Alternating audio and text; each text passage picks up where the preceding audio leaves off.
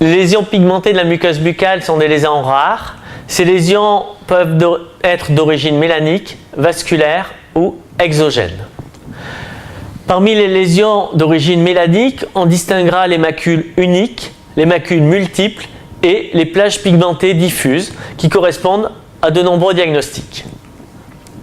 La pigmentation ethnique est certainement la lésion pigmentée diffuse la plus fréquente. Elle ne correspond pas véritablement à une lésion, mais plutôt à une variation physiologique qui sera plus fréquente chez les patients de couleur.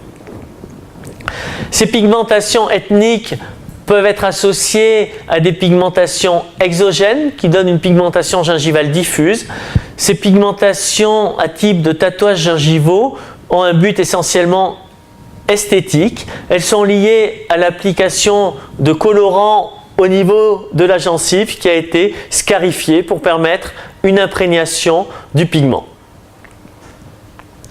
Des lésions inflammatoires chroniques peuvent être responsables d'une décharge pigmentaire. Ici, dans le cadre d'un lichen plan, la décharge pigmentaire peut prendre différentes couleurs. Il peut s'agir simplement d'une coloration brunâtre discrète, comme celle que l'on peut observer au niveau de la lèvre supérieure, ou une coloration qui prend un aspect gris ardoisé au niveau de la joue. L'examen anatomopathologique met en évidence la décharge pigmentaire au niveau du chorion. La mélanose tabagique, il s'agit d'une plage pigmentée diffuse discrète, secondaire à l'usage du tabac. Elle n'a aucun caractère péjoratif. Ici, la lésion est principalement située au niveau de la lèvre supérieure. Des maladies endocriniennes peuvent être à l'origine de pigmentation de la muqueuse buccale comme des pigmentations cutanées. La maladie d'Addison est responsable ici de plages gris ardoisées dues à l'absence d'inhibition de MSH ou d'ACTH par les corticoïdes endogènes. Certains névus peuvent être responsables de pigmentation de la muqueuse buccale.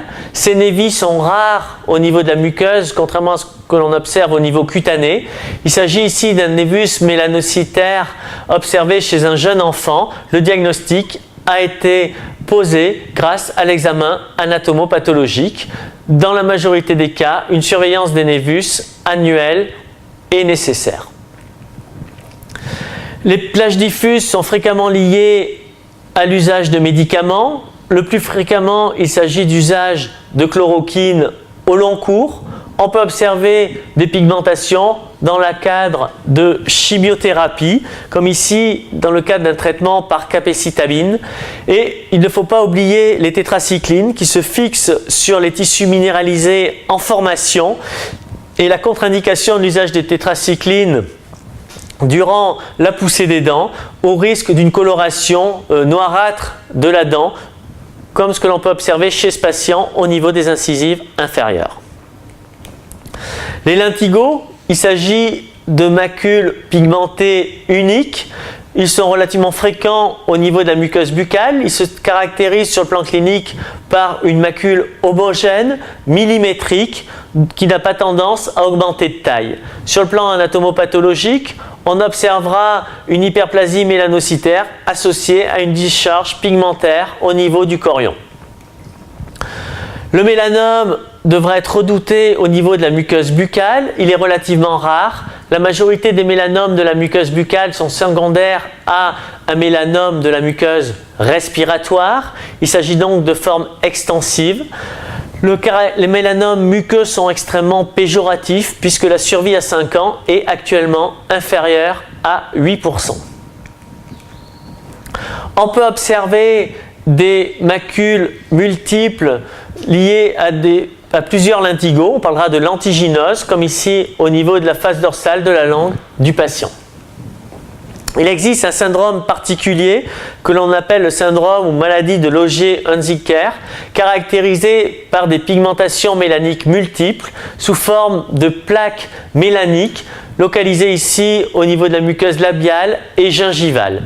Sur le plan anatomopathologique, on met en évidence une hyperplasie mélanocytaire située au niveau basal.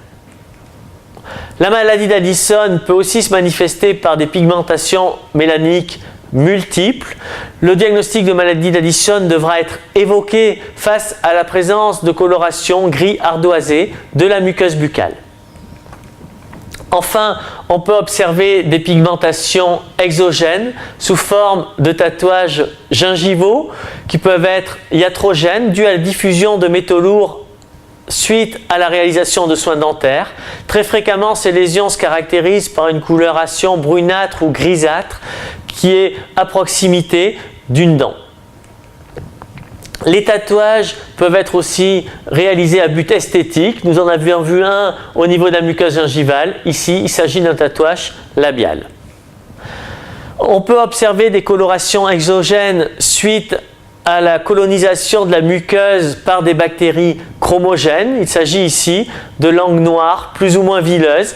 Il ne faut pas confondre ces lésions avec des candidoses. Le traitement repose sur le brossage de la langue, plus ou moins associé à des agents kératolytiques. Les lésions vascularisées peuvent être à l'origine de macules pigmentaires de la muqueuse buccale. Il peut s'agir de malformations veineuse, de dilatation veineuse, d'échymose avec passage de dépôts hémosidériniques au niveau des tissus ou de tumeurs hypervascularisées à droite sous forme d'un sarcome de Kaposi par exemple.